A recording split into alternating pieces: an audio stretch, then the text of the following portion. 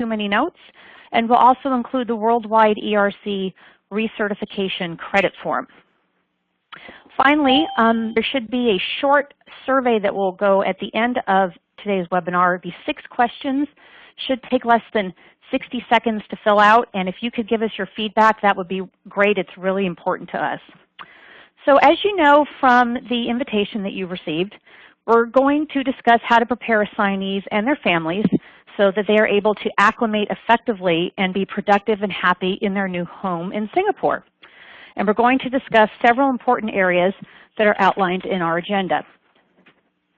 Now, this webinar is a collaborative effort with one of our trusted destination services partners, Asian Welcome, and Lee Wong is the Managing Director for Asian Welcome.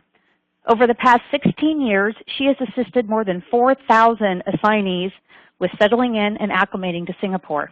And Lee is an expatriate herself, having attended school and worked in England and Scotland. So one last question before I turn the presentation over to Lee.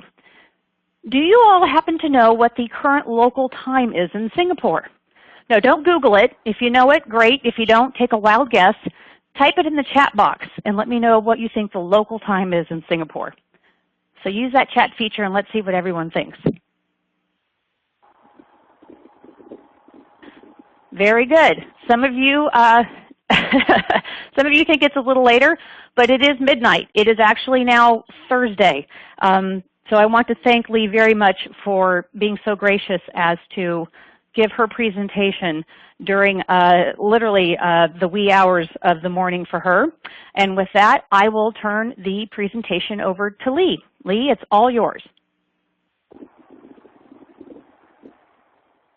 Hello, everyone. My name is Lee, and I'm very pleased to meet you all this evening. I have lived in London for 8 years and 6 in Scotland. I came home in 1996 and went through a period of adjustment.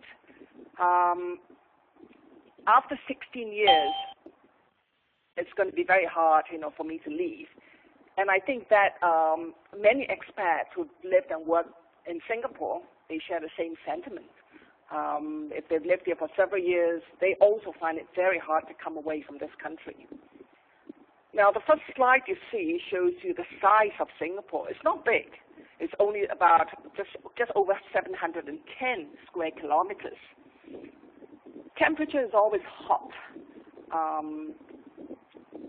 You're more familiar with Fahrenheit, so the highest temperature is around 88 to about 90 degrees Fahrenheit, and 73 when it's cool. Now, when it gets down to, we're more used to Celsius, when it gets down to 23 degrees Celsius, a lot of Singaporeans will tell you that, oh gosh, it's quite cold today. It may not to you by your standard. The population today is around 5.18 million.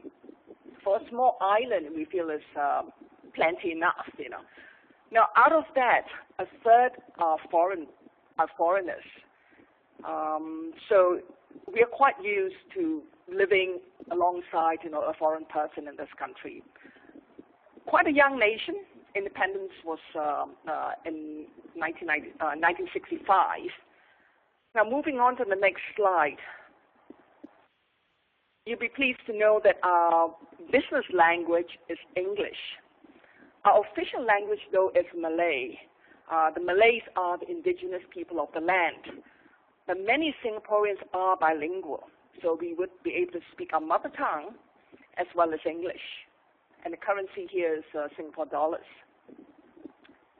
I'm going to go fairly quickly because we have a lot of slides to go through. You'll be pleased to know that we have a lot of slides, picture slides, so that sort of make it more colorful and interesting for you. The first topic we're going to touch on is visa and immigration. Now, for folks coming to work in Singapore, you must have employment pass before you start to work. And you can apply for this employment pass before entering the country. The processing for employment pass is very, very simple, but you must be able to meet the minimum requirements. And this will relate to your salary, your education, experience, and skill sets. And of course, the application has to be sponsored by a local entity. This next slide will give you some of the minimum requirements for employment pass application. You see there are different types of passes. The top pass is P1, and the minimum salary there is $8,000 per month. A lot of expats who come to the country has no problem meeting that.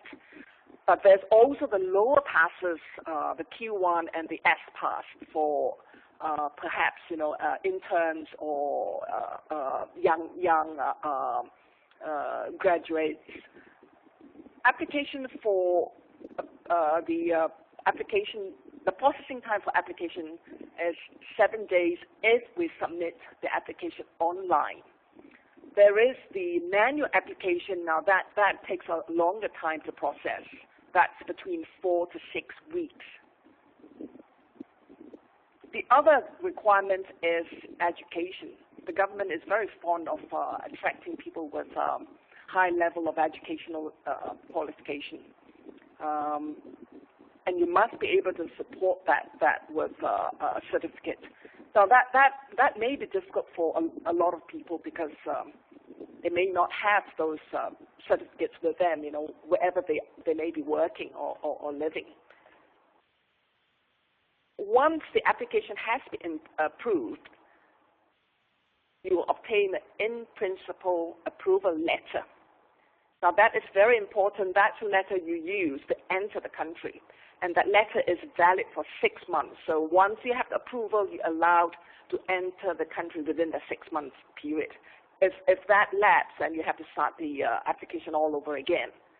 And when you enter the country with that letter, we will arrange for appointment to have you do the photo and fingerprinting. Moving on to the next slide. This just goes into more detail on the other passes. For dependents, for spouse and children, they fall under the dependent pass category. If the partner, if you're not married and you're coming in with a partner, they come under a different category, and we'll touch on that just a little later on. The dependent pass is tied to the employment pass. So when the employment pass is cancelled, the dependent pass for the spouse and children will be cancelled naturally. Now, as a dependent pass holder, you can work in Singapore, but you need to apply for a letter of consent to work. And to be able to qualify for a dependent pass, you have to show proof of the relationship. For the spouse, a marriage certificate, and for children, birth certificates. And all of these must be in English. Moving on to the next slide. Now, this is the long-term social visit pass. And this, you can apply for partners if you're not married, or for parents, parents-in-law, if you're applying for the P1 and P2 passes. The difference between a long-term social visit pass and a dependent pass is you cannot work on a long-term social visit pass. You can work if you apply for a separate employment pass. So in other words, if you're a partner, if you're not married, you have a long-term social visit pass. If you found employment, then you cancel the long-term visit pass and apply for your own employment pass.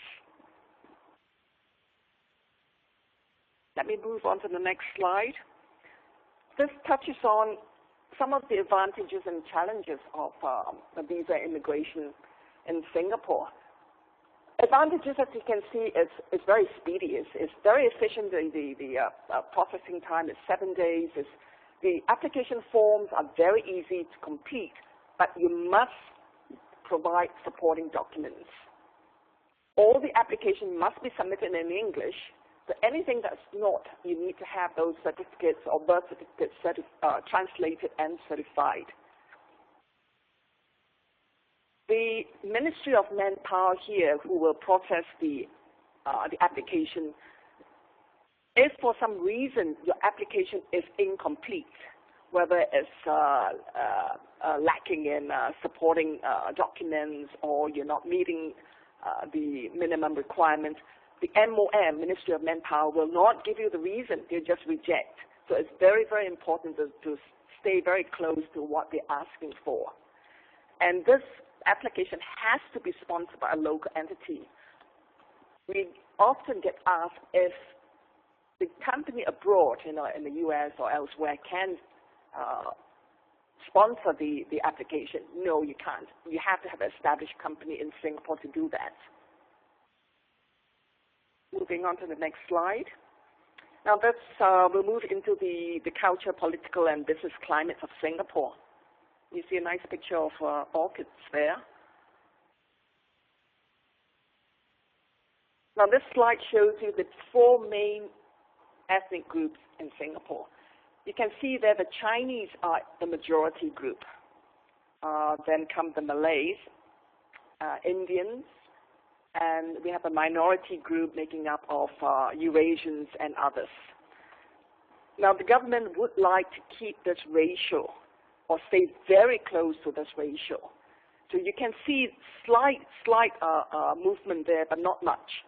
And the unique thing about Singapore is we have a lot of what we call estates or satellite towns in Singapore, and in each town you can actually find the same ethnic group in each area.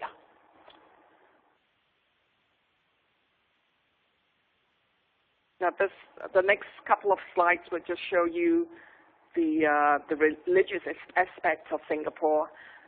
We have lots of Indian temples. We have a lot of Chinese temples, mosques, or churches.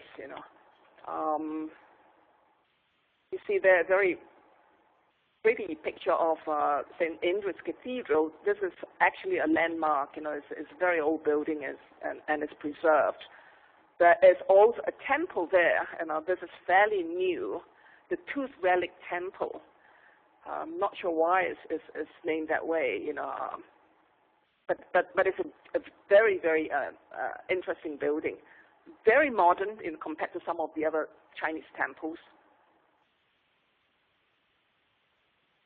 So here we're looking at the advantages and disadvantages of advantages and challenges of living here and trying to get to know the local culture. We are very multiracial, multilingual, multicultural, and yet, all the different races live quite harmoniously together. This has not always been so. It's kind of taken the government, 30 years to get to where we are today. 1/3 of the living here are non-Singaporeans.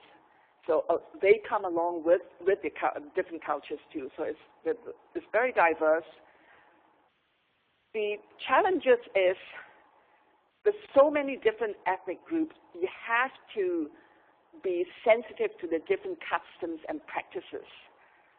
Although we may think Singapore is so modern, it has a lot of very subtle cultural differences. It takes a little while to get, sort of adjusted to that. We have our own style of communication. So although everybody would be able to speak English, we tend to speak it quite differently. I think this may be because of the influence of our mother tongue. So what we advise is, when you're communicating with a Singaporean, try to keep the sentence very short and very simple. A lot of us don't try to be very polite and go into detail, and sometimes a Singaporean will just lose what you're trying to tell them. We also have our own brand of English called Singlish. It's actually quite funny. Offhand, just to give an example, if I'm going to ask you, have you eaten today? I will say something like, have you eaten or not? There's always a not, like, can you do this for me? Can you do this or can or cannot? So that's the offer of the two choices. Can you do it or can you not? For many of the different nationalities, there are different groups that you can join, different associations or clubs. Some of the clubs are expensive, some associations are not expensive to join, and that's a great way of meeting other nationalities. Moving on to the next slide. Now we'll talk about the doing business in Singapore. Singapore is known to be one of the easiest places to do business. It has a very large labor force and a very high literacy rate. And because business language is English, there's ease of communicating with the workforce. Personal taxes are also low, as on a progressive system. Many of the lower level people who own small income, they actually do not pay any taxes. And our highest tax rate is only 20%. Our goods and services tax, we call that GST, is also very low. It's only 7%. And I think, for those of you who have been to Singapore, you would know that there's little corruption here because there are very, very strict laws here. Little corruption compared to our neighboring countries. And this is something that everyone must know. Sometimes we sort of do a lot of business in the region. You forget. If we don't say things like, oh, can you bribe someone to get this done, or can we pay a little money to move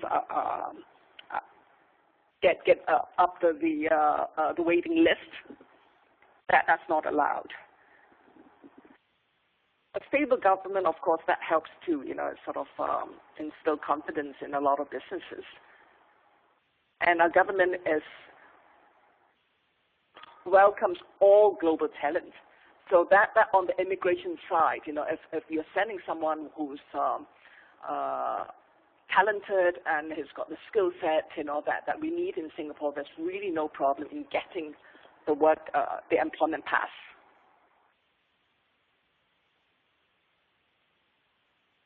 So you can read from there the advantages and the challenges. For most companies, for most businesses, they recognize that it's very expensive to do business in Singapore because we have a high cost of living. And most of that high cost is to do with rentals, so the housing and cars. But other areas is not expensive. And this is something that a lot of expats will soon learn after they've spent a few years in Singapore.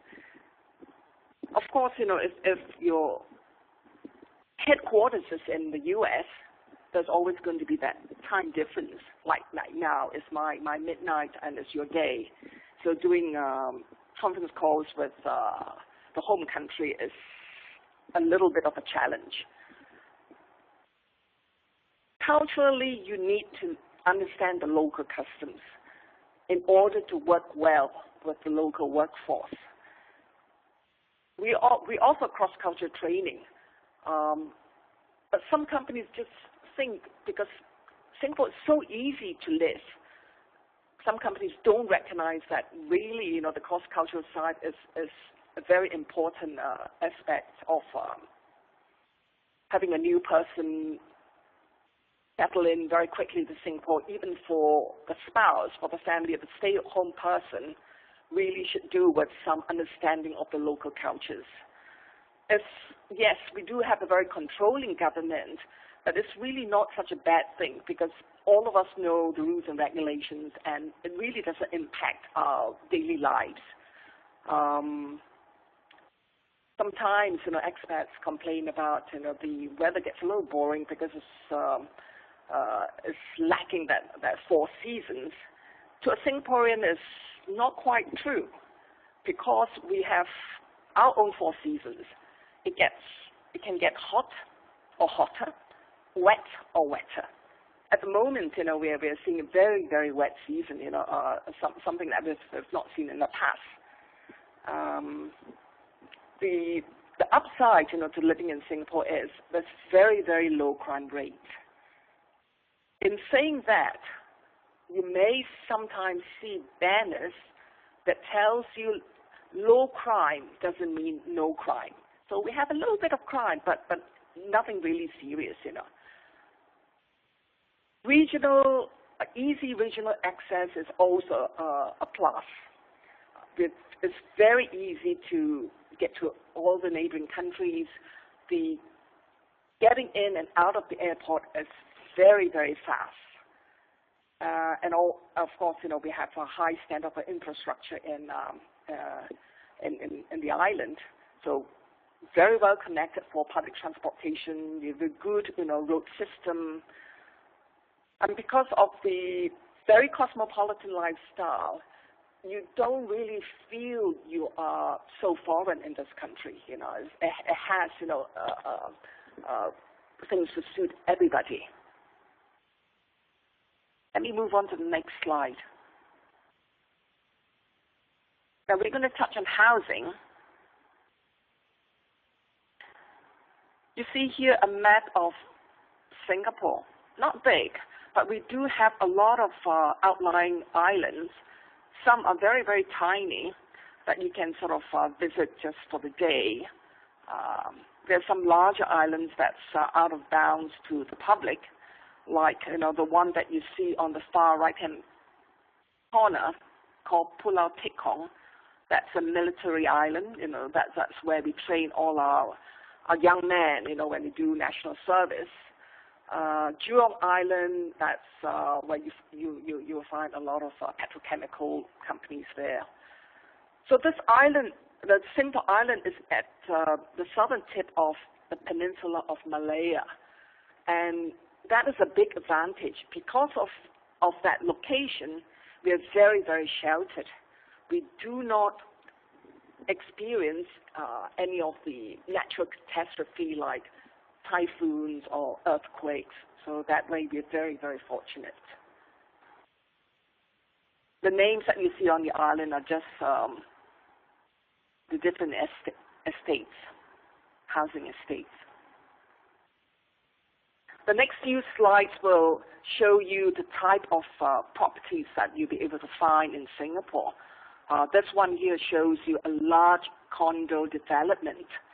And there tend to be more condo living in Singapore than houses, only because land is scarce.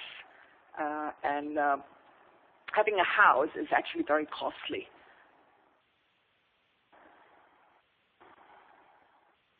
The next slide, just shows you some of the facilities that you expect to find in a condo. This is a picture of intermediate houses, or sometimes referred to as terrace houses. As you can see there, we don't have a lot of yard or garden space. There is space enough to park a car, and maybe a tiny patch of green on the side of the house. And this slide shows semi-detached houses. This is a relatively new neighborhood. Semi-detached, in case some of you are not familiar with the term, is two houses sharing a common wall.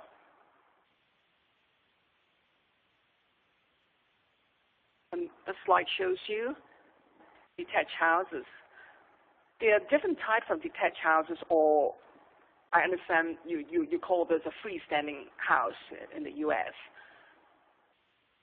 You can see there's, again, not a lot of garden space. We like to have area to park the car. Some houses, the more established homes, what we call good class bungalows, may offer you a little bit more land, a little bit more garden. But those houses are very scarce and very expensive to buy or to rent. Let me move on to the next slide. Yeah, we'll talk about some of the advantages and challenges. Now, Singapore is very clean, very safe, whichever area you choose to live.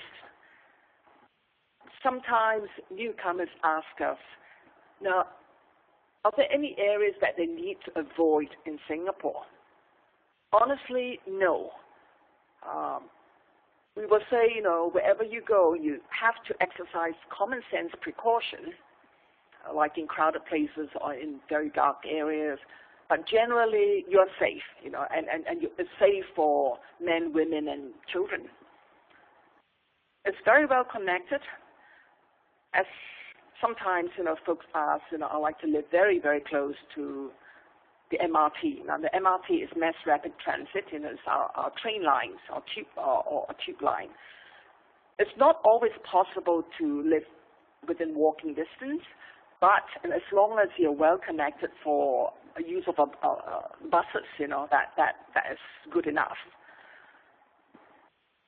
On the challenger side, as I mentioned, it's very expensive. We've given you an example of what the low-end average is and the high-end. This is just an example.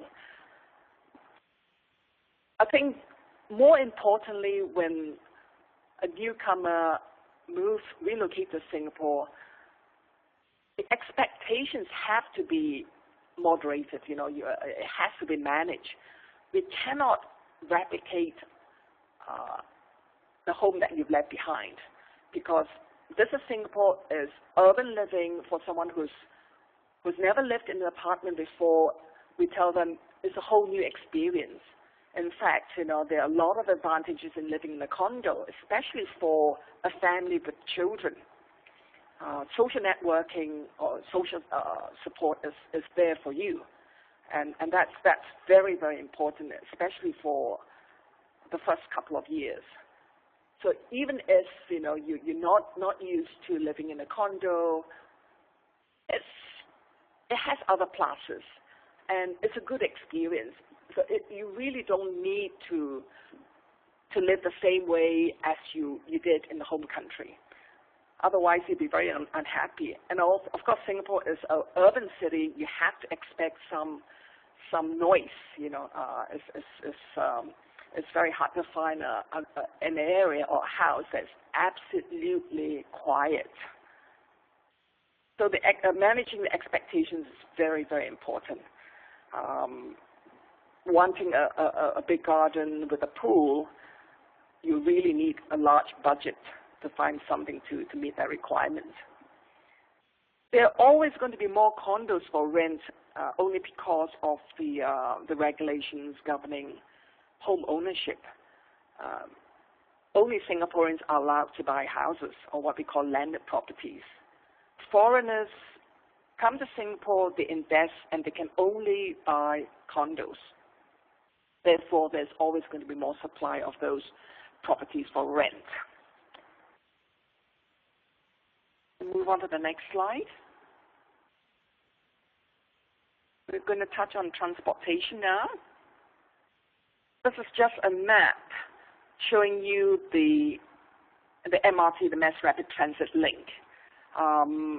This will change, in a couple of years when some of the new lines that's under construction now is in operation. So you can see for the small island, we are quite well connected. This is just train, of course, buses, you find buses, plenty of buses going to every part of Singapore.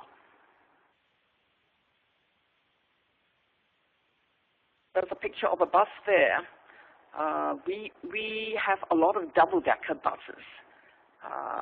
Air-conditioned, so it's very comfortable. So are the trains. The trains are also air-conditioned, and they are very frequent, very clean, and most of all, very safe.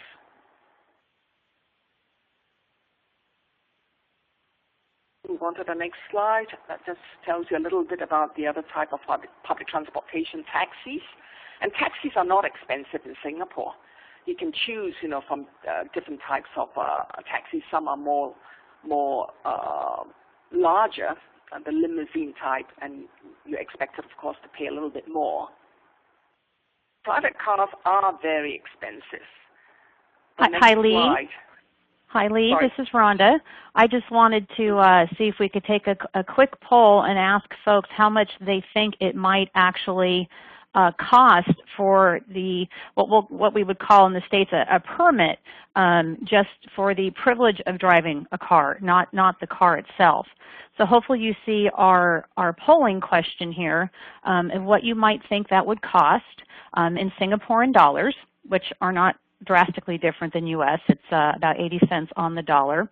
So if you would, let's go ahead and vote, and it's anywhere from 0 to 5,000 is the low end, and 50,000 to 100,000 Singaporean dollars. And let us know what you think it would cost. As someone who lives in Southern California, and we pretty much we'll get in our car to drive to our next door neighbor's house, that's how much we rely on our cars. I was absolutely flabbergasted to find out what it would cost to drive a car there. So I have a few more votes coming in. Do this for a few more seconds. It looks like most folks think it costs between 5,000 and about 10,000 Singaporean dollars. So Lee, let's go ahead and you can tell them what it really costs. Okay.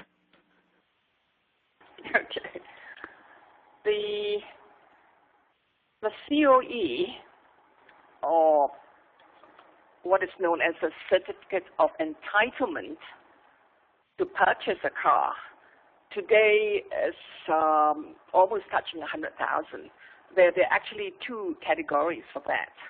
We have the smaller cars, which is under 1,600 cc, or those that's above it for the larger luxurious cars. So if you have to spend $90,000 to $100,000 for a piece of paper before you own a car or buy the car, it makes it very, very expensive. But in saying that, Singaporeans love our cars. We would do anything to own a car. So we're quite used to spending lots of money. You know, sometimes we laugh. You know, a car can be as much as what we spend on buying a house.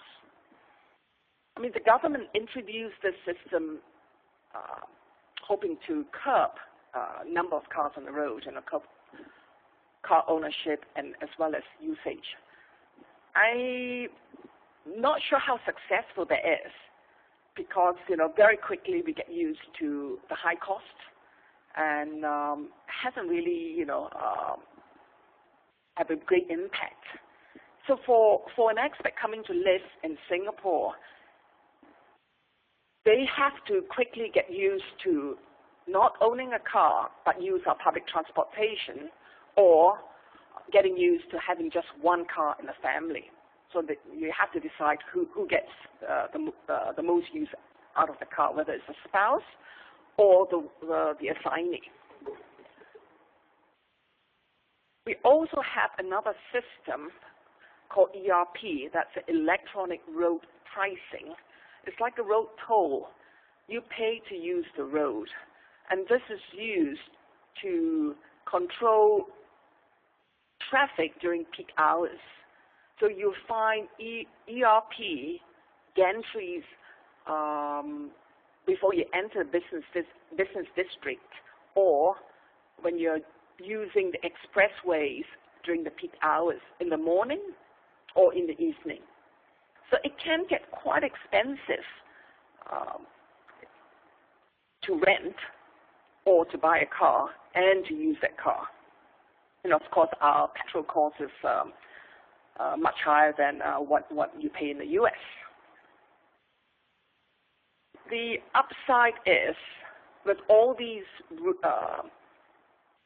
road tolls and the high cost of cars,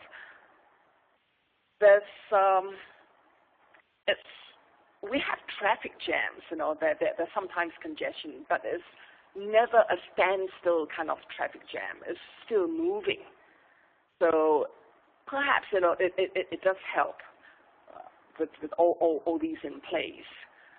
Now we drive on the right-hand side of the car, but on the left side of the road is more the British system. And we do have, excellent expressways. I'm not sure why the courteous drivers, is up there on the advantages, I suppose, if it's compared with some states in the U.S., as you don't hear a lot of honking in Singapore, compared to perhaps, the UK, where I'm spent many years. We are not as courteous as the drivers there, but generally it's still, easy enough to drive in Singapore. Although it's on the other side of the road, it's very easy to adjust to that, get used to it.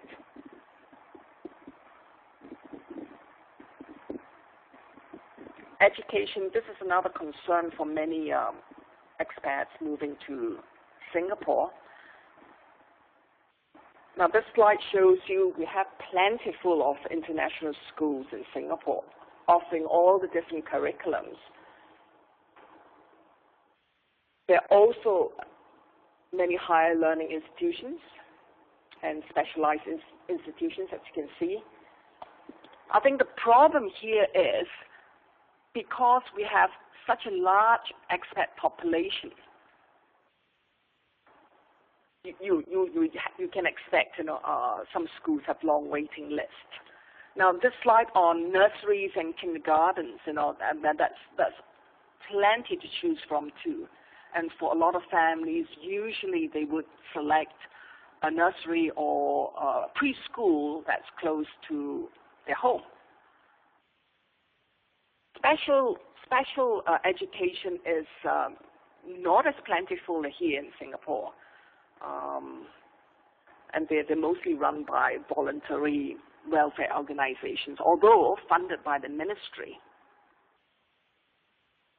So here we go again. The challenges is the high cost. Very expensive, very high school fees. A lot of schools have long waiting lists. Even though a lot of the schools have expanded, they've moved to new campuses, it's still very full.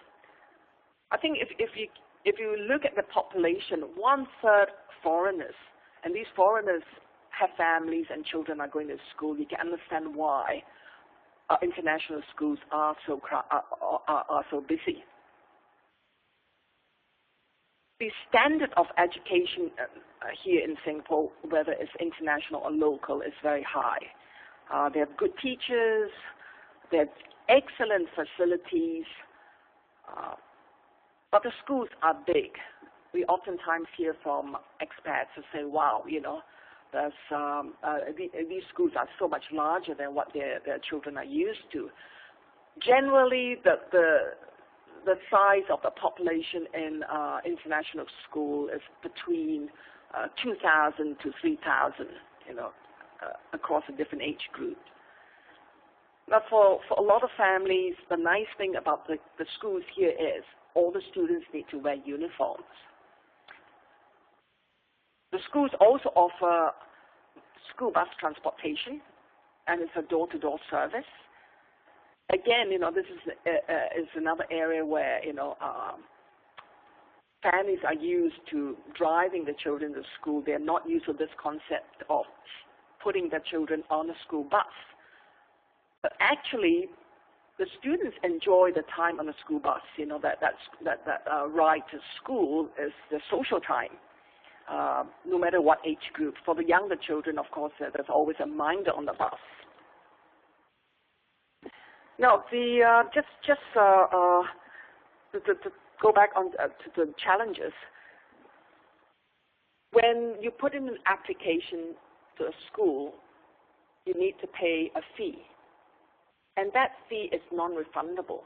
So just in case families think of submitting lots and lots of applications, it's going to cost a lot of money, and you can't get those money back if a place is offered to your child.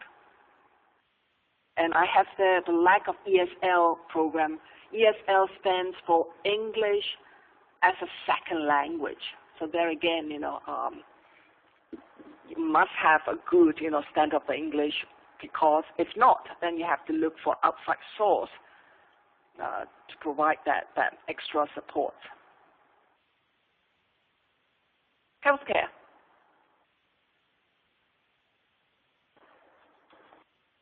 You can see from this slide that the plentiful of hospitals in Singapore. There are 7 public hospitals or government hospitals, and these are very large hospitals, mostly teaching hospitals. And we have 6 very big private hospitals located all over the island. And these hospitals, they all have the A&E department. A&E stands for Accident and Emergency Department. All these hospitals also run their own ambulance service. I have said the ambulance number is different from what you may be used to. It's 995 in Singapore. And all the hospitals and doctor surgeries or clinics dispense their own drugs. So there is no need to go to a drugstore to have your prescriptions filled. If you look on the right-hand side, I have there town doctors or HDB doctors. Town doctors refers to a practice, a clinic or surgery that's located in the city center. Now, the HDB may be new to you. HDB stands for Housing Development Board doctors. Housing Development Board is actually a term for our public housing, our government housing. Now, our government housing, is where most Singaporeans live in. Over 80% of Singaporeans will live in government housing. But our government housing is quite unlike other countries where it's associated with lower income groups. Here it's not. Because home ownership is very much encouraged. Out of those 80-something% of Singaporeans who live in government housing or HDB housing, over 90% will own their own property. Okay, let me move on to the next slide. Advantages and challenges. Here, again, we have excellent medical facilities, very good doctors, very, very good specialists, very easy to get appointments, although sometimes you may have to wait, especially for gynecologists or dentists. Many of the general practitioners or doctors, they don't really take appointments. So what you do is you just go along and just wait your turn. The fees to see a doctor, it varies. It can be very expensive if you're seeing a specialist. It can be very, very inexpensive if you're seeing one of the HDB doctors. If it's just a common cold or cough or cold, you don't really need to spend a lot of money to see the best doctor, Because of our climate, there are some common infections that you need to be aware of. Nothing serious though. Now, at the last item on the challenges side, it tells you most drugs and vitamins are expensive. Yes, and that's when a lot of Singaporeans, when we travel to the U.S., that's when we stock up on our vitamins and drugs and bring it back. Really pleased to know that we use disposable syringes here.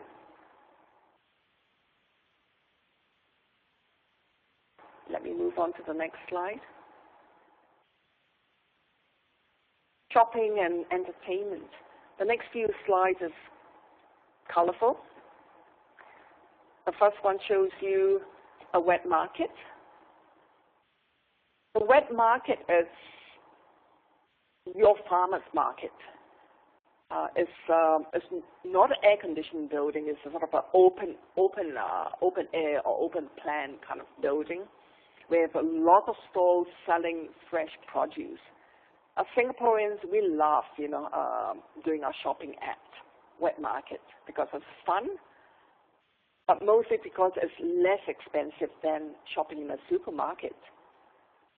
It's a very unique way of shopping We go along to a store and we tell them we like a little bit of this and a little bit of that, and the store holder will just add up all the costs, in his head, and at the end, of the deal, it says, okay, for the 10 items, it's $10.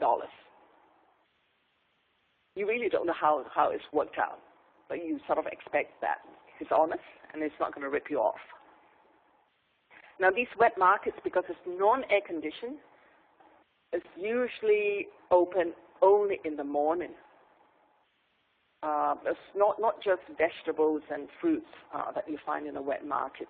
You also find, meat and fish. Those, of course, are refrigerated. Next slide just shows you some of the supermarket chains. Some, of course, are less expensive than others. At the left bottom picture is cold storage. Now, cold storage is the name of a chain of supermarkets. And they're more expensive than the Fair Price or Shop and Save. Eating out. If you like Asian food, then eating out in Singapore is not going to be expensive for you. You see there are pictures of hawker centers or food court. It's clean, it's safe to eat. And you find this everywhere, in every part of Singapore.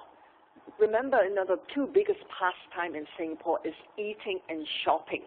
So we love our food, and we love to eat out a lot.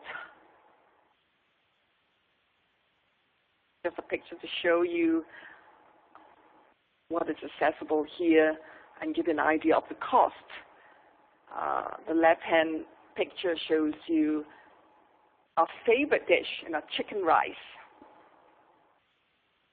And you expect to pay $3 or $3.50 for a plate of rice, A lot of Singaporeans really love to have 3 meals a day. So it can be a big meal in the morning before we go to work, and we like a cooked lunch, and also dinner, and sometimes, a supper. Of course, for special occasions, and if you want to splurge, there are a lot of fine dining that you can go to. The one item that most expats find very expensive is alcohol. A cost of wine or beer is expensive here, only because of the taxes. Next few slides will be pictures on things to do with the family, theme parks and theaters. We have lots of golf courses here in Singapore. On the right-hand side, you see a picture of Marina Bay Sands. That's where you find a casino there, and lots of other activities, shops, of course.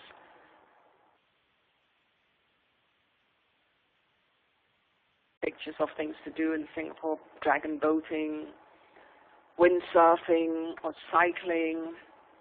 And because the weather is always nice, so you can do that all year round. We have a lot of theaters, outdoor concert halls, or indoor stadiums, and we have very up-to-date performances. The other pastime is going to the cinemas. Okay, coming down to the advantages and challenges of the local culture here.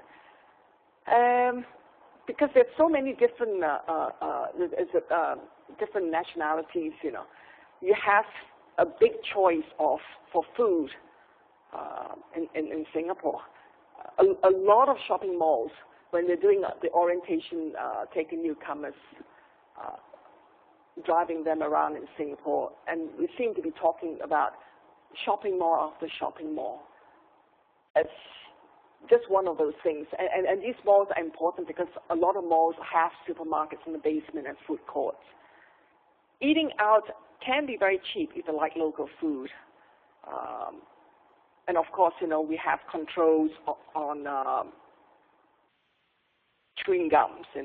You cannot buy chewing gums in Singapore, but you can take chewing gums into the country for own consumption, as long as you're careful where you dispose of it.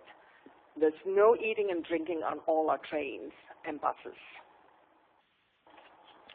I think that the rest is quite, self-explanatory. Oh, I've come to the end of the slides. Great. Well, Lee, thank you. You gave us a lot of outstanding information. And I know we already have some questions that have been submitted. For those of you on the call, please feel free to submit your questions in the chat box in the lower left-hand corner. Whatever we do not get to today, I promise we will follow up with you via email, so we do get all your questions answered. So Lee, we had a couple of people ask about bringing pets into Singapore, dogs specifically. They want to know if an assignee is relocating with a dog, what is the process, such as paperwork and quarantine period and that sort of thing for bringing a pet to Singapore? Well, most expats will use a pet handler to transport the pet to Singapore. If you're coming from the U.S., there is a quarantine of 10 days. Unless, of course, you're moving from Guam or Hawaii, then there's no quarantine. So this is actually something that's fairly new. In the past, it's 30 days if you're coming from the U.S. Some countries, there's no quarantine. If the pets are coming from the UK, Australia, or Ireland, there's no quarantine for that. So 10 days, and the pet handler will assist you to book the space in our quarantine. It's not difficult. And a lot of the condos will accept pets too, as long as they're not huge dogs. Most families with very big dogs, they tend to select a house to rent. Right. Okay, great. Another question, what documents should employees bring to open a bank account? It's very easy to open a bank account in Singapore as long as you have obtained the employment pass or the IPA, the in-principle approval letter. So all you need is to have that letter or your actual employment pass, your passport, to open a bank account. You have to remember, though, the bank account can be opened by the employment pass holder. So if you open in joint name, then the dependent pass can add the name into the account. Okay, great. Question with regards to schools. Should a family apply to multiple schools to increase their chances of getting into one, considering the long waiting lists? Or how many schools do you think they might want to apply to increase their chances? Actually, most companies that we've worked with don't allow that because they know those fees are non-refundable. So, for instance, if there's no space, in a school of choice, we will recommend that you consider alternative school and put your child on waiting list on the school of choice. So that way, as long as a place has not been offered, you can get a percentage of your registration fee back. But the minute the school offers you a place, that whole fee is non-refundable. So you need to be very, very careful. Most families do not put in multiple applications. It's not advised. Okay. Do you have can you give us an idea of what the fee, that non-refundable fee, might cost? Sure. When you put in the application to say one of the international schools, it's between $2,000 to $4,000 per application. Wow. Okay. Great. So this is just the registration fee. Mm-hmm. Okay. Another question: if an assignee is interested in hiring domestic help, how would one go about this process?